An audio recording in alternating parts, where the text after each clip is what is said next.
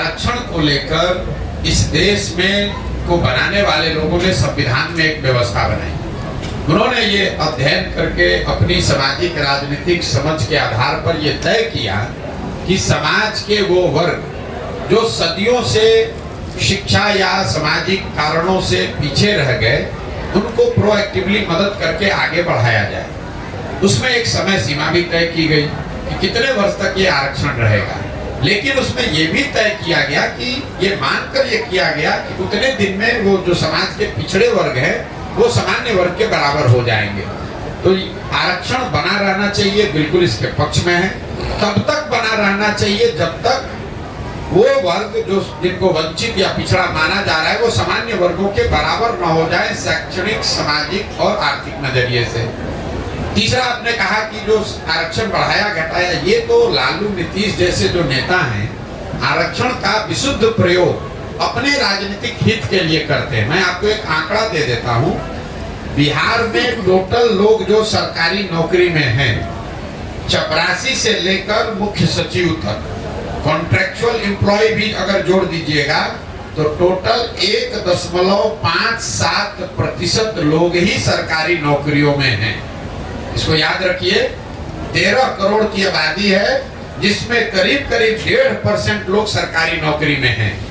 अब आप आरक्षण 1.5% में चाहे 65 कर दीजिए या 80 कर दीजिए या 100 में 100 कर दीजिए, मान लीजिए कि आपने 100 में 100% भी रिजर्व कर दिया, तो भी समाज का 98.5% आदमी को तो इसका कोई फायदा नहीं है।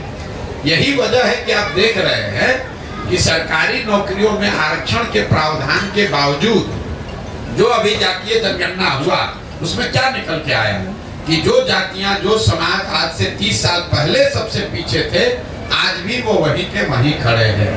उनका सुधार सिर्फ नौकरियों में आरक्षण से नहीं होगा। जब तक आप उनके बच्चों को पढ़ने की व्यवस्था नहीं करेंगे, जब तक आप उनको खेती के लिए जमीन नहीं देंगे, जब तक आप उनको रोजी रोजगार के लिए पैसा पूंजी नहीं देंगे, तब तक सिर्फ सरकारी नौकरियों में आरक्षण को फेर बदल करके आप समाज के बड़े वर्ग को नारा उससे लगवा सकते हैं, उसका वोट ले सकते हैं, लेकिन उसका भला नहीं कर सकते। मैं हमेशा कहता हूँ कि लालू जी ने सामाजिक न्याय के नाम पर जो काम किया है, गरीबों को, वंचितों को आवाज दिया, ऐसा उनका दावा है और इस बात के लिए लालू जी का सम्मान होना चाहिए। मैं रोज मन से कहता हूँ कि लालू जी का इस बात के लिए सम्मान होना चाहिए कि लालू जी के प्रयास से समाज के कई समाज वर्गों को आवाज मिली, सम्मान मिला, हिम्मत मिला, बल मिला। लेकिन लालू जी ने जिन वर्गों को बल दिया, आवाज दिया, उन वर्गों के बच्चों के शिक्षा की व्यवस्था नहीं की, उन वर्गों के लोगों को उन्होंने जमीन नहीं दिया, उन वर्गों के लोग बिजनेस व्यापार कर सके इसके लिए पैसा पूंजी नहीं दिया। ये क्यों नहीं किया?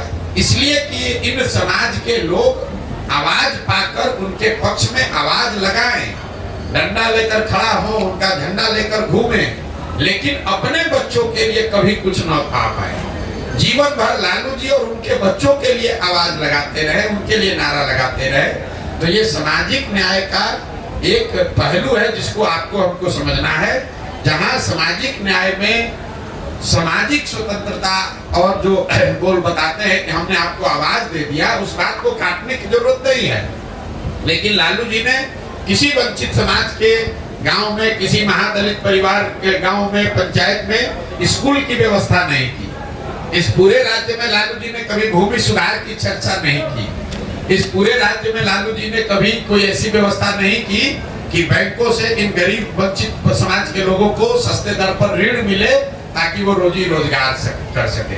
इसके दो ही वजह हो सकते हैं, या तो लालू जी की इसकी समझ नहीं थी, या फिर लालू जी की राजनीतिक चातुर्यता इतनी है कि इन समाज को आवाज तो दो, लेकिन इनको पढ़ाई मत दो, इनको शिक्षा मत, इनको जमीन मत दो, इनको रोजगार मत दो, ताकि ये जीवन भर भीड़ बनकर मेरा और मेरे बच्चों का झंडा लेकर घूमते रहे, हम राजा बने रहे और ये सब हमारा जय जयकार करने वाली जनता बनी रहे।